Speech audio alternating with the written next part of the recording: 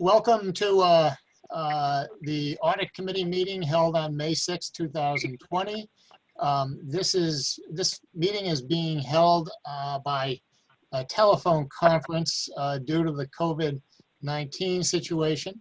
I think Mike Cusack is going to kick this off with some sort of a legal notification.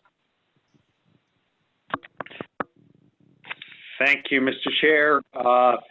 Today is May 5th, 2020. This is a telephonic meeting of the Audit Committee of the Dormitory Authority of the State of New York. And on March 7th, 2020, Governor Cuomo declared a disaster emergency in the state of New York due to the outbreak of the novel coronavirus, COVID-19. Pursuant to Governor Cuomo's subsequent Executive Order 202.1, dated March 12, 2020, as extended by Executive Order 202.14, dated April 7, 2020, today's regular meeting of the Audit Committee of the Dormitory Authority of the State of New York, or DASNY, is being conducted telephonically.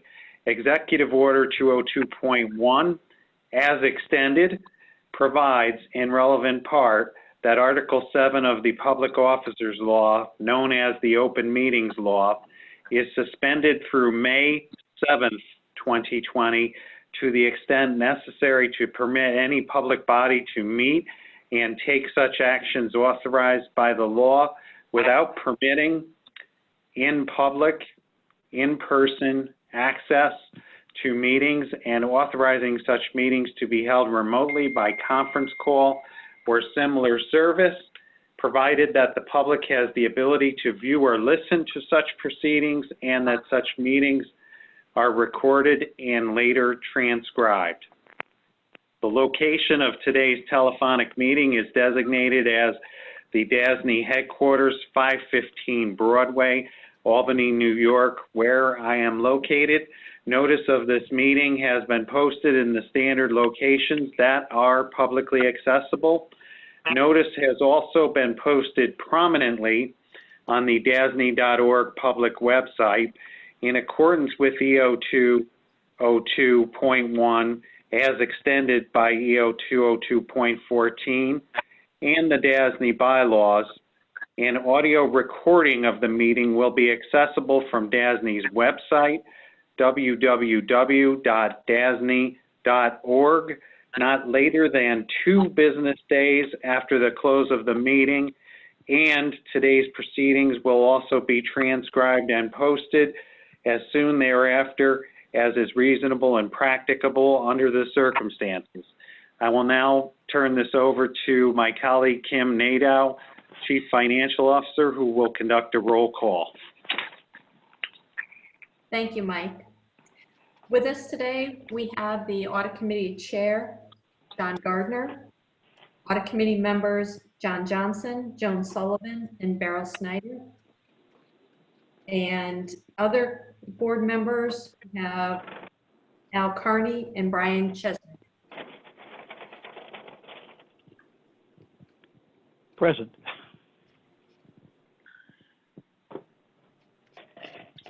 All acknowledged. Thank you.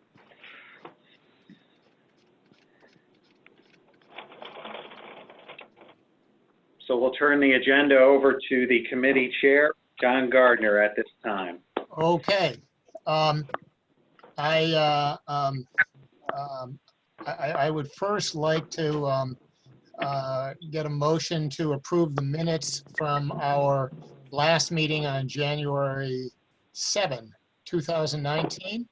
And it looks like those minutes are behind tab 6 in your board book. I have to admit that I'm struggling a little bit to find tab 6 in my digital board book. Can I have a motion to approve the minutes? This is Joan Sullivan. I make the motion. Joan, and did I hear? John Johnson will second it. Thank you. All in favor? Aye. Aye. Aye. Any opposed? Our minutes are approved. Kim, I'm going to turn it over to you to talk about the proposed amendment to the investment guidelines. Thank you, John. As described in my memo, management is proposing the removal of the requirement that a maximum of approximately 50% of all investments may be held in a single bank. That removal would be effective as of March 31st, or April 1st, 2019, and therefore effective for the fiscal year ending March 31st, 2020. This follows last year's modified audit opinion for DASNY's compliance with its investment guidelines, following the majority of the year's results being outside of this requirement. As noted in my memo, DASNY does not select the trustees. The trustee is selected on a bond resolution basis, resulting in the selection having future implications for additional issuances done under each resolution. Bank consolidations and strategic decisions by some firms to no longer offer trustee services have reduced the number of available trustees. There is limited exposure to losses when all investment assets are held in book entry form, either in the name of DASNY or the trustee for the benefit of DASNY. Are there any questions?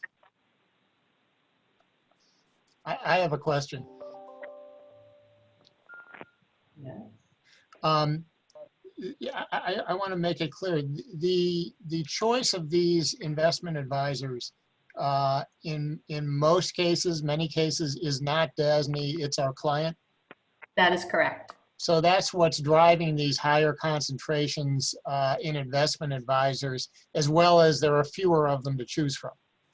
That is correct. The clients are potentially having their own diversification choices when they are selecting who their trustee is. Yes. It does make it out of DASNY's control to be able to stay within those parameters. So is it fair to say that if our clients are driving this decision, we are less likely to be criticized for over-concentrating if there was a problem? It's not a decision we make. That's correct. Okay. Does anyone Thanks, does anyone Thanks else for your have questions. questions? Yeah, No, I'm good. But thank you Okay. for those questions. Then I am going to ask for a motion to approve the amendments to the investment guidelines. I so move. This is Beryl. Beryl, actually, let me rephrase that.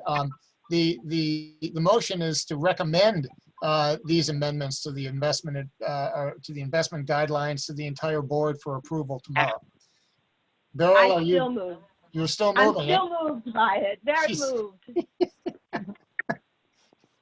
Is there a Sounds second? like Beryl is moved. Yes, no question. Can't tell you how much.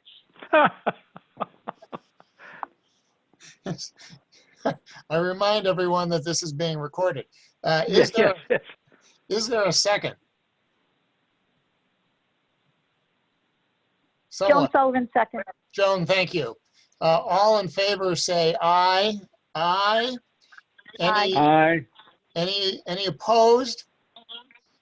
The motion carries and is unanimous. I will now turn it over to Kathy Ebert to review a proposed amendment to the internal audit charter. Thank you, John. The IIA standards require the chief audit executive to periodically review the internal audit charter and present it to the audit committee for approval.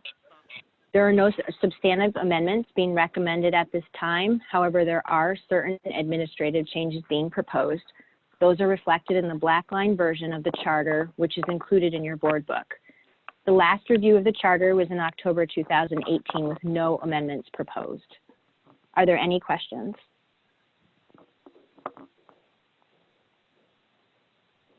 Mr. Chairman, it's Al.